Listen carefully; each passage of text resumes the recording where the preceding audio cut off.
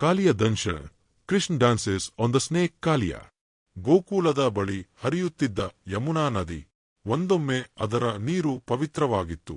ಆದರೆ ಈಗ ವಿಷದಿಂದ ಕಪ್ಪಾಗಿತ್ತು. ಅದರ ಒಳಗೆ ಅಟ್ಟಹಾಸವಾಗಿ ವಾಸಿಸುತ್ತಿದ್ದನು ಭಯಾನಕ ನಾಗ ಕಾಲಿಯ. ಪಕ್ಷಿಗಳು ಬಿದ್ದುಕೊಂಡವು, ಪ್ರಾಣಿಗಳು ಓಡಿದವು, ಮಕ್ಕಳನ್ನು ನದಿಗೆ ಹೋಗದಂತೆ ತಡೆಯಲಾಗುತ್ತಿತ್ತು. ಆದರೂ ಕೆಲವರು ಆಟವಾಡುತ್ತಾ ನದಿಯ ಅಂಚಿಗೆ ಹೋದರು. ಕೃಷ್ಣನು ಎಲ್ಲವನ್ನೂ ಗಮನಿಸಿದ್ದ. ಅವನ ಕಣ್ಣುಗಳಲ್ಲಿ ಕೋಪವಲ್ಲ, ಧೈರ್ಯ ಮತ್ತು ಕರುಣೆ. ಅವನ ಮಾತು, ಈ ನದಿಯೇ ನನ್ನ ಜನರ ಜೀವಾಳ. ನಾನು ಆ ನಾಗನಿಗೆ ಪಾಠ ಹೇಳ್ತೀನಿ. ಕೃಷ್ಣನು ಯಮುನಾದ ನೀರಿಗೆ ಜಿಗಿದನು. ಆ ಹೊತ್ತಲ್ಲೇ ಭೀಕರ ಕಾಲಿಯನು ನೀರಿನಿಂದ ಏಳಿದನು.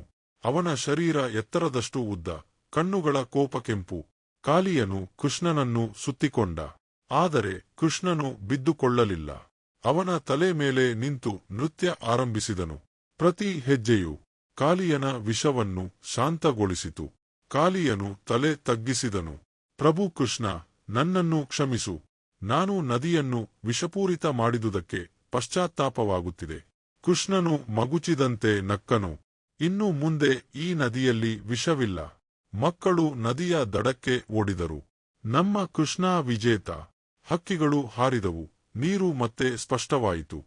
ಗೋಕುಲದಲ್ಲಿ ಸಂತೋಷದ ನಗು ಹರಡಿತು.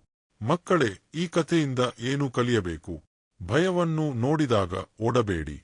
ನಿಜವಾದ ಧೈರ್ಯ ಎಂದರೆ ಭಕ್ತಿಯಿಂದ, ಶುದ್ಧ ಹೃದಯದಿಂದ ನಡೆದುಕೊಳ್ಳುವುದು. ಕೃಷ್ಣನು ನಮಗೆ ಕಲಿತ ಪಾಠ, ಶುದ್ಧತೆಯೊಂದಿಗೆ ಶಕ್ತಿ. ಈ ವಿಡಿಯೋ ನಿಮಗೆ ಇಷ್ಟವಾದರೆ ಲೈಕ್ ಮಾಡಿ. ನಿಮ್ಮ ಸ್ನೇಹಿತರಿಗೂ ಈ ಕಥೆಯನ್ನು ಹಂಚಿಕೊಳ್ಳಿ, ಶೇರ್ ಮಾಡಿ. ಇದೇ ರೀತಿಯ ಸುಂದರ ಕಥೆಗಳಿಗಾಗಿ ಚಾನೆಲ್ಗೆ ಸಬ್ಸ್ಕ್ರೈಬ್ ಮಾಡಿಕೊಳ್ಳಿ. ಧನ್ಯವಾದಗಳು. Thank you.